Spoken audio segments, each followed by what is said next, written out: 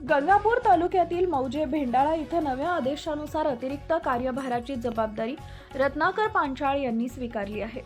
सातत्यानं सुरू असलेल्या महाफास्ट बातम्यानंतर भेंडाळा सजेच्या कारभारात बदल करण्यात आला असून नव्या आदेशानुसार अतिरिक्त कार्यभाराची जबाबदारी रत्नाकर पांचाळ यांनी स्वीकारली आहे।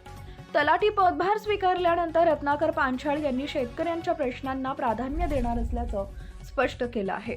भेंडाळा येथील शेतकऱ्यांमध्ये या निर्णयामुळे आशेचं वातावरण निर्माण झालं असून प्रशासनाकडून आता न्याय मिळेल अशी अपेक्षा व्यक्त होती आहे। मौजे भेंडाळा इथं गट क्रमांक 214 मधील जमीन फेरफार प्रकरणामुळे महसूल प्रशासन अडचणीत आले होते। या प्रकरणावर सातत्यानं माध्यमातून बातम्या प्रसिद्ध झाल्यानंतर प्रशासनाला अखेर निर्णय घ्यावा लागला। त्यानुसार भेंडाळा सजेचा अतिरिक्त कार्यभार रत्नाकर पांचाळ यांच्याकडे सोपवण्यात आला आहे। नवीन आदेशानुसार भेंडाळा सजेचा अतिरिक्त कार्यभार स्वीकारला असून नियम व कायद्याच्या चौकटीत पारदर्शक कारभार केला जाईल, रत्नाकर पांचाळ यांनी सांगितलं आहे। शेतकऱ्यांनी महाफास्ट न्यूज चॅनलचे आभार मानले आहेत। काका, आज जे नवीन तलाठी यांनी पदभार स्वीकारला त्याबद्दल तुमचं काय म्हणणं आहे? नवीन तलाठी जे आमच्या गावाला आलेले आहेत त्यांचं गावाच्या वतीनं प्रथमतः मी स्वागत करतो आणि त्यांना गावाच्या वतीनं अशी विनंती करतो की आमच्या गावातील जे सर्व पेंडिंग कामं असतील, राहिलेली कामं असतील, ते सर्व कामं आपण करावीत।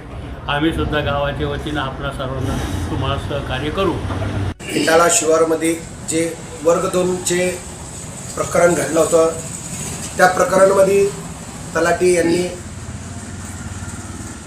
वर्ग 2चा फेरफार घेतल्याचे असं महसूल प्रशासनाला कळवण्यात आले असल्यामुळे नंतर प्रशासन जाग झालं।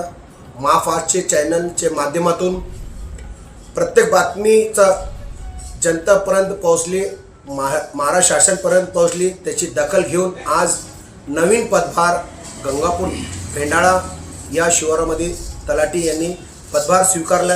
आज आपण त्यांच्याकडून जाणून घेऊ सर काय म्हणणं आहे। आज जे अनेक शेतकऱ्यांचे प्रश्न या ठिकाणी उपस्थित दिसून आलेले होते, परंतु आज तुम्ही पदभार स्वीकारलेला आहे, त्याबद्दल तुमचं काय म्हणणं आहे सर?